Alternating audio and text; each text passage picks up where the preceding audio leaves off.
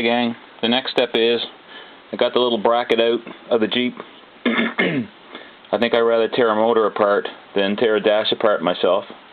I kind of hate it with a passion, but anyway, got it out. But what I had to do was, right in this area, there's a little piece of plastic that ran across there, and with that piece of plastic in there, this little push button switch wouldn't fit in.